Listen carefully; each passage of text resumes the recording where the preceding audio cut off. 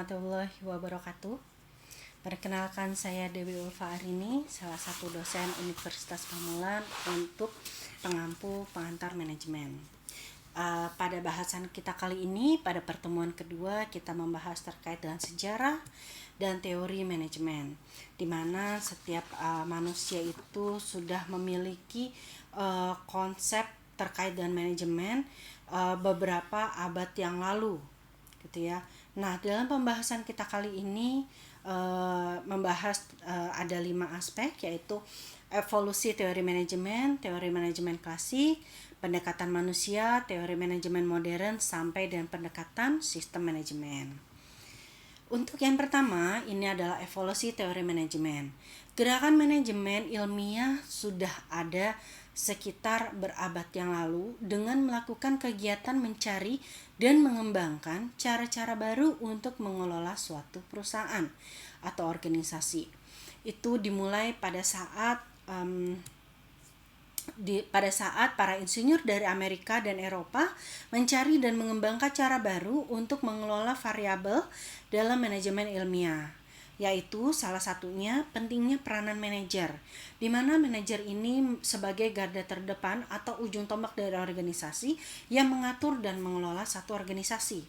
Yang kedua, pengangkatan dan pemanfaatan tenaga kerja dengan syarat-syarat tertentu sehingga dapat mengerjakan tugasnya dengan baik. Yang ketiga, tanggung jawab kesejahteraan pegawai atau karyawan, di mana organisasi memberikan kesejahteraan baik kepada karyawannya dari hasil pencapaian kinerjanya mereka. Yang keempat, kondisi yang cukup untuk meningkatkan produktivitas kerja, di mana ruangan dan kenyamanan ergonomis satu ruang kerja menjadi salah satu aspek utama untuk meningkatkan produktivitas dari karyawan. Salah satu pencetusnya dari teori ilmiah manajemen itu adalah pertama Robert Owen, yaitu ia mengatakan bahwa peranan sumber daya manusia sebagai kunci keberhasilan dari perusahaan. Kemudian yang kedua, menurut Charles, ia mengatakan bahwa pembagian tenaga kerja berdasarkan spesialisasi sehingga tidak terjadi atau meminimalisir kesalahan dalam satu pekerjaan. Yang ketiga adalah Frederick W. Taylor, di mana konsep dari Taylor ini cukup digemari oleh organisasi yang mengatakan bahwa semakin tinggi prestasi kerja dari karyawan, semakin tinggi pula upah yang akan diterima oleh karyawan tersebut. Yang keempat adalah menurut Henry, di mana dia mengatakan bahwa kerjasama antara manajer dan karyawan, kemudian adanya seleksi ilmiah pegawai yang baik dan tersistematis, serta sistem bonus dalam organisasi dapat menciptakan kinerja terbaik dalam organisasi. Selanjutnya, sumbangan Taylor yang pertama adalah peningkatan produktivitas didukung oleh sistem pembagian kerja yang berdasarkan spesialisasi karyawan. Yang kedua adalah efisiensi dari pekerjaan itu sendiri. Hambatannya, penggunaan teknologi terkadang mengurangi penggunaan tenaga kerja.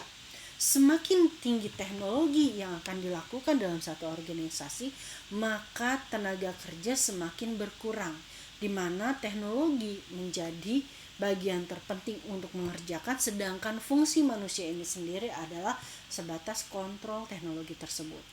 Kemudian yang kedua, tenaga kerja kurang mendapatkan perhatian sosial.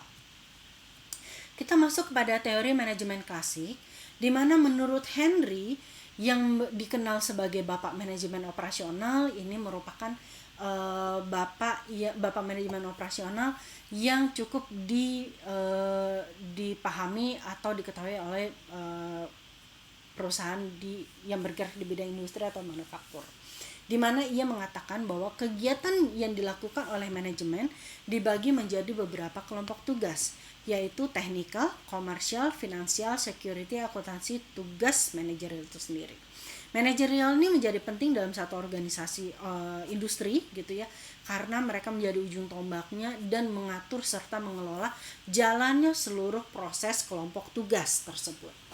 Kemudian menurut James, yang mengatakan bahwa kaidah dalam menetapkan organisasi manajemen adalah adanya koordinasi, munculnya prinsip-prinsip scalar atau leadership, prinsip fungsional dalam penugasan, dan prinsip staff dalam posisi kerja itu menjadi bagian terpenting.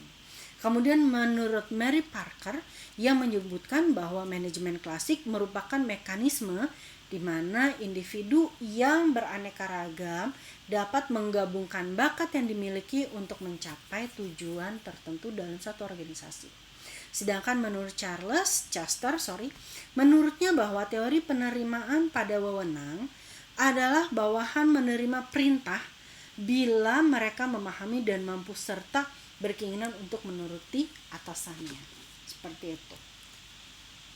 Kemudian kita masuk ke dalam teori pendekatan hubungan manusia. Setelah teori klasik tadi, maka makin berkembang pendekatannya, yaitu pendekatan manusia, di mana setiap manusia itu membutuhkan aktualisasi diri dan membutuhkan motivasi untuk menampilkan dirinya dalam performa kerja yang terbaik.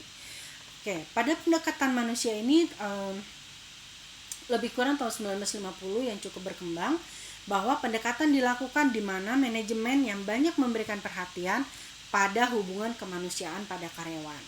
Pendapatnya bahwa di tempat kerja orang berusaha untuk memuaskan kebutuhan sosialnya, memberikan reaksi dan atas tekanan dari kelompok, serta berusaha memenuhi kebutuhan pribadi. Mayo sendiri menyimpulkan bahwa kondisi sosial baru yang diciptakan bagi pekerja di ruang tes memiliki peran penting, yaitu antara lain suasana kelompok, pekerja saling menciptakan hubungan sosial, pengawasan lebih partisipatif. Keterbatasannya adalah perbaikan kondisi kerja dan kepuasan karyawan tidak menghasilkan peningkatan produktivitas yang relevan. Lingkungan sosial hanya salah satu dari beberapa faktor yang mempengaruhi produktivitas. Kemudian sekarang berkembang menjadi teori pendekatan manajemen modern, di mana manusia memiliki kebutuhan yang beraneka ragam dan mengalami perubahan yang begitu cepat, sehingga tidak ada satu cara atau pendekatan yang dapat digunakan pada seluruh situasi.